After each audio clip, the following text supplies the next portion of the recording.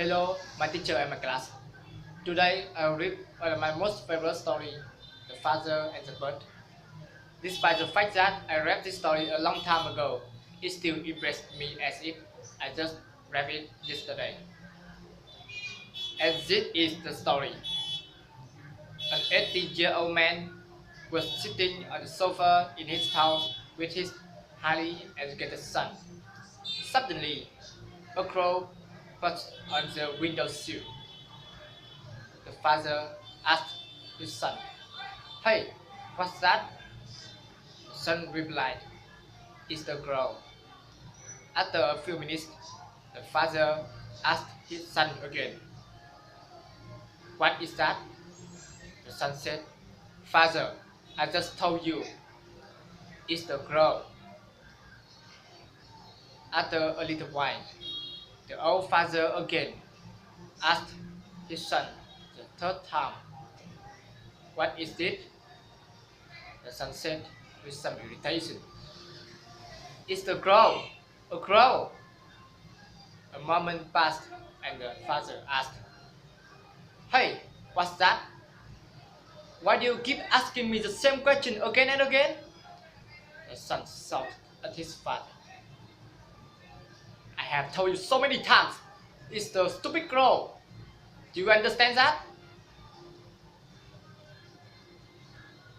The father went to his room and came back with an old tattered diary, which he had maintained since his son was born. He flipped through it, handed it to his son, asked him to read a page.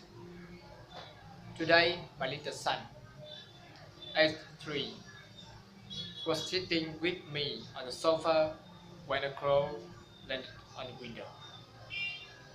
My son asked me 23 times what it was. Each time I heard him kiss his forehead and said, 'It's the crow.'" The end. Personally, this is the kind of story I can hear anything about. Sure, it's just a short story, only two characters, maybe three you count to grow, but that's not the problem. It's still a very beautiful, meaningful, touching, and inspiring story. Why? The answer lies on what you say. At the reading it, the father and the son in the story don't have their own names. That's because they represent the real father and son in our life. They can be anyone. They can be you and the parents, or you and the children. Of course, anyone can be annoyed when someone keeps asking you the same question over and over again. But the son can't control his own emotion. He became angry, circular works without knowing that he just hurt his father's feeling. In his eyes, his father is just an old man with poor memory. How ironic, he himself couldn't remember. He did exactly the same thing in his past. He is a highly educated person, yet the way he answered his father shows that he's not a smart man. In contrast, the father remembered it all, because to him, every single moment in his son's life is precious.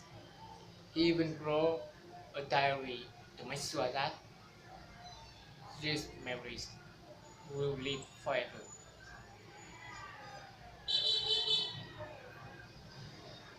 Every time his son asked him, he always answered with the act of love. The stories shows us the unconditional love of father as well as teaches us what children should do for their parents. How many times you hurt the parents' feeling? How many times you disrespect them despite what they do for you? Answer these questions after reading the story, and you will find its true meaning. Thanks for listening.